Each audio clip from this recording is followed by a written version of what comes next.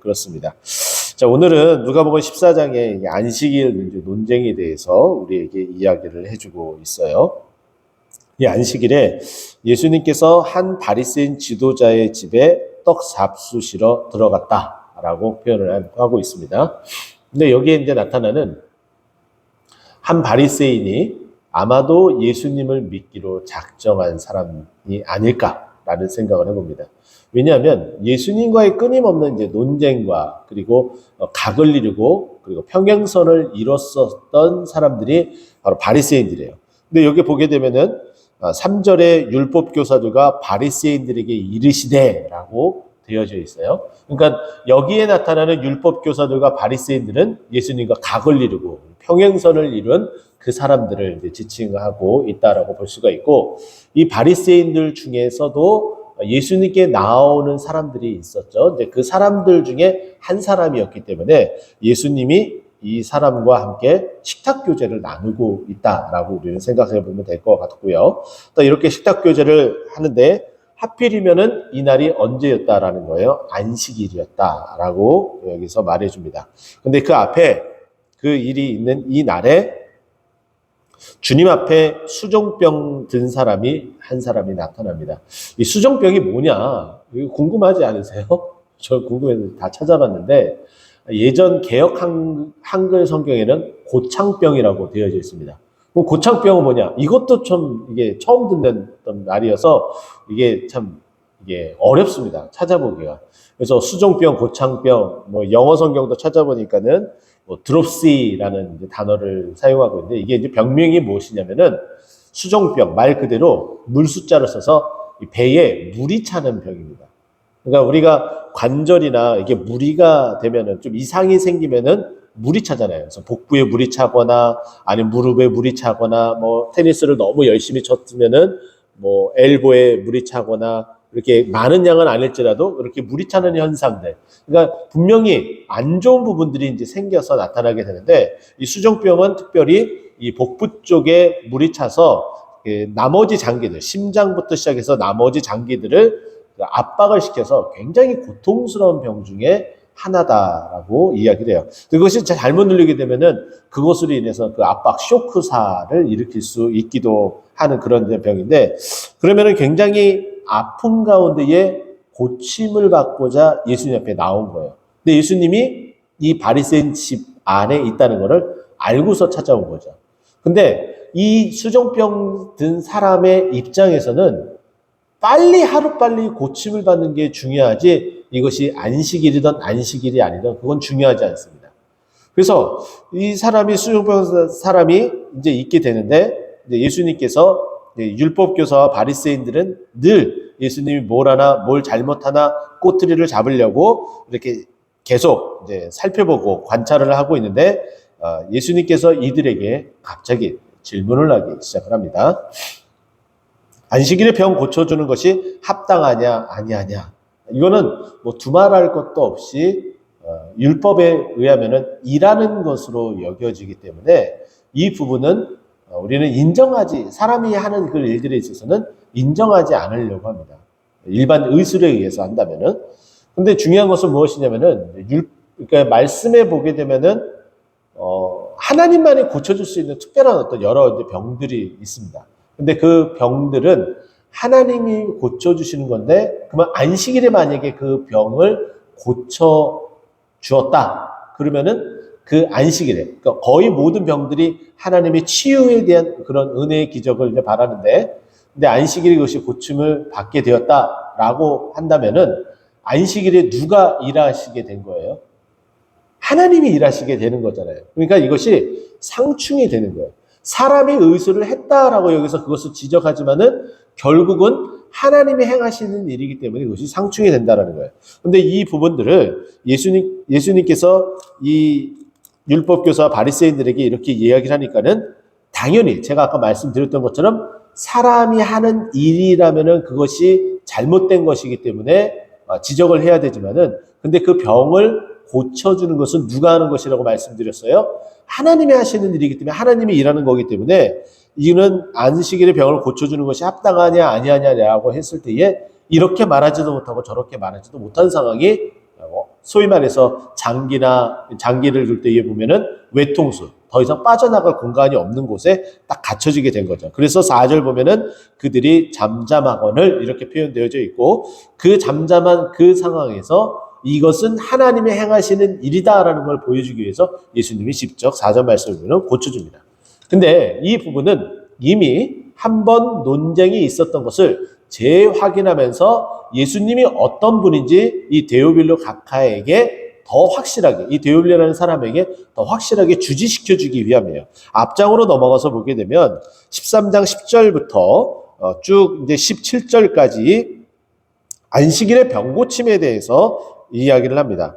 예수님께서 안식일에 당연히 회당에서 가르치실 때에 18년 동안 귀신 들려 꼬부러져 조금도 펴지 못하는 한 여자가 있었고, 그 여자에게서 내 병에 놓였다 하시고 이렇게 치유를 하게 됩니다. 자, 그랬더니 그 회당에서 가르침을 받았었던 그 회당에 있는 여러 사람들 중에 대표격인 회당장이 안식일에 병 고치는 것을 분내어 엿새 동안 하면 되는데 왜 안식일에 이렇게 하느냐? 라면서 율법에 대해서 따지고 들게 되죠. 자, 이렇게 했을 때에 예수님께서도 뭐라고 그 말에 대해서 이야기하냐면은 오늘 이야기했던 것과 마찬가지의 이야기를 15절에 합니다. 주께서 대답하여 13장 15절입니다. 주께서 대답하여 이르시되 외식하는 자들아 너희가 각각 안식일에 자기의 소나 나귀를 외양간에서 풀어내어 이끌고 가서 물을 먹이지 아니하냐. 이거 당연히 일이라는 거예요. 그리고 또 16절에 보면은 사탄에게 매인 아브라함의 딸을 18년 동안 안식일에 푸름을 이렇게 풀어서 이게 해방을 시켜주는 것, 이 동물들을 그렇게 하는데 심지어는 하나님의 딸, 믿음의 딸인 아브라함의 딸을 그렇게 하는 것이 왜 합당하지 아니하겠냐 이렇게 이야기를 하니까는 아무 말도 반대하는 자는 부끄러워하면서 아무 말도 못하고, 그리고 그 고침을 받은 그 여인과 함께 기뻐하는 자들, 그 영광을 본 모든 자들은 어떻게 해요? 하시는 모든 영광스러운 일을 보고서 기뻐했다라고 이야기를 해요. 아, 이 말을 통해서, 이 말씀을 통해서 13장을 통해서 지금 데오빌로는 어떤 생각을 갖게 될까요? 아, 정말 예수님은 다르구나. 우리를 자유케 하기 위하시구나. 어떠한 격시가, 어떠한 그 틀에 이렇게 딱 있어서 우리를 올가매고 우리를 압박하는 분이 아니라 우리를 자유케 하러 오신 분이시구나. 우리에게 기쁨을 주러 오시는 분이시구나. 아, 그것은 제한이 없는구나. 아, 특별히 또 안식일이 더 이렇게 기쁘게 해주시는구나. 이것을 알려준 것이 바로 13장의 내용이에요. 그리고 나서 14장에 들어가서 이 일을 다시 한번 처음부터 이야기를 하고서 5절에, 아까 17절에 이야기했던 이 이야기를 15절에 했었던, 13장 15절에 있었던 이야기를 이 14장 5절에도 거의 내용이 흡사한 내용의 어떤 그 부분들을 다시 한번 이야기합니다. 자, 또 그들에게 이르시되 너희 중에 누가 그 아들이나 소가 우물에 빠졌으면 안식일에라도 끌어내지 않겠느냐. 이 13장 15절에서는 먹이고 입히고 그리고 양육하는 그런 부분들이었었다면은 이번에는 그 죽음에서 벗어나도록 해방시키도록 하는 부분들에 대해서 이야기를 합니다. 당연히 이 말을 들으면은 어느 누구도 당연히 끌어내죠 라고 말을 해야 되는데, 그렇게 얘기하면은 자신들이 지금 주장했었던 이야기들과 상충이 되니까 그렇게 말을 못하는 거예요. 근데 우리는 또 한 가지 우리가 알아야 될 것은 무엇이냐면은 율법이 이들이 생각할 때는 당연히 모든 걸 다 지켜야 된다고 여겨진다면, 여러분 한번 생각해 보세요. 난지 8일 만에 할례를 받아야 됩니다. 그렇죠? 그러면 난지 8일 만에 할례를 받아야 되는데, 근데 그 8일째 되는 날이 안식일에 무조건 안 걸릴까요? 안식일에 걸리겠죠. 그럼 해야 돼요, 말아야 돼요? 8일 만에 하라고 그랬는데 해야 되는 거예요. 그리고 또 한 가지 이런 부분들이 있는데, 사람이 태어나고 사람이 죽는 것은 하나님이 하시는 것이다 라고 말을 했어요. 그러면 안식일에 사람이 태어나기도 합니다. 그리고 안식일에 사람이 죽기도 합니다. 그럼 하나님이 일하시는데, 그럼 안식일에 태어남과 그 죽음에 대해서는 그런 뒤일들을 안 해야 되는 것이 맞나요? 사후 처리를 당연히 해야 되겠고, 태어난 그 아기를 깨끗이 씻고 또 양수를 입에 물고 있는 것들을 다 개어내고, 그렇게 해서 아이가 살 수 있도록, 숨이 터질 수 있도록, 그리고 첫 젖을 물려서 이 아이가 숨통이 터질 수 있도록 다 해야 되는 거예요. 그러니까 그렇게 해서 살려내는 그런 일들을 하나님께서 그 생명을 주시는 일이기 때문에 하나님이 일하시는 건데 그것을 우리가 뭐라고 얘기할 수 있나요?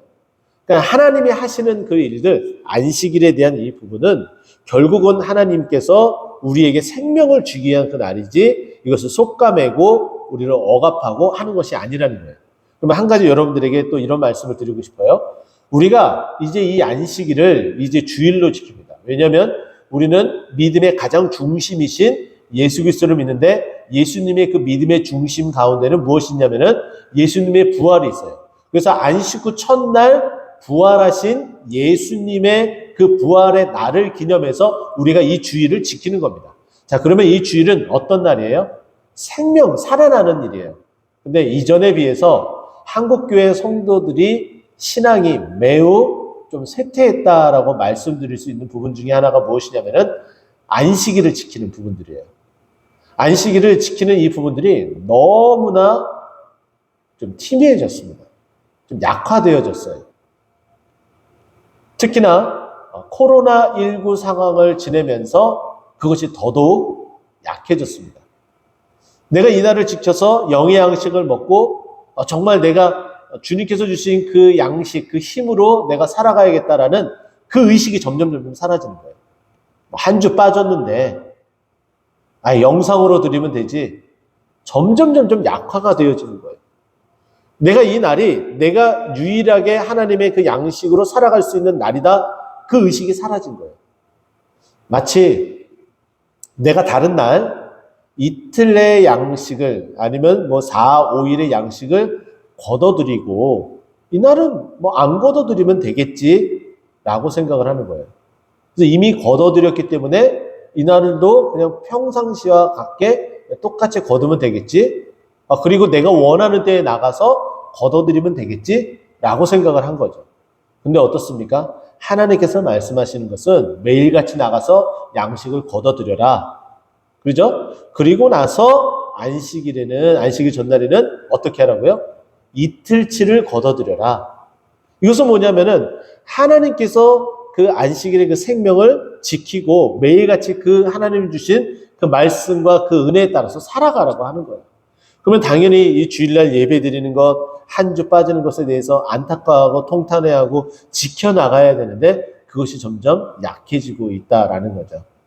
이것은 우리가 점점 이 어려운 이 신앙의 시대에 살아가면서 곰곰이 생각해 봐야 될 문제이다. 우리가 좀 개선해야 될 일들이다. 라고 여러분 좀 생각하시고 좀 곰곰이 생각하면서 우리 신앙이 좀 발전이 있었으면 너무나 좋겠습니다. 자, 이렇게 이 데오빌로에게 하나님은 안식일이든 또 안식일이 아니든 당신을 어떤 날이 되든 간에 이렇게 당신을 고쳐주고 회복해 주실 것이다. 이것이 우리 주님이다. 라는 것을 다시 한번 강조해주고 13장에 이어서 말씀해주고 있어요. 그리고서 6절에 이렇게 이야기합니다. 그들이 이에 대해 대하여 대답하지 못하니라. 아무도 예수님이 하신 말씀이 그리고 예수님이 하시는 행동이 옳기 때문에 어떠한 대응도 그리고 어떠한 대답도 그리고 예수님을 늘 꼬집으며 그리고 대응하고 또 싸우려고 했었던 이 율법 교사와 바리새인들도 아무 말도 하지 못했다 하면서 오늘 본문이 마무리가 되어집니다.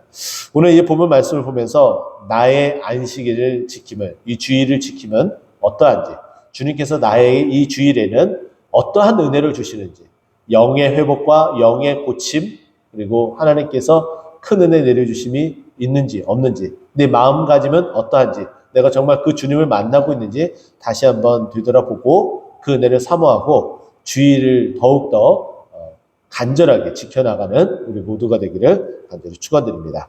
기도하겠습니다.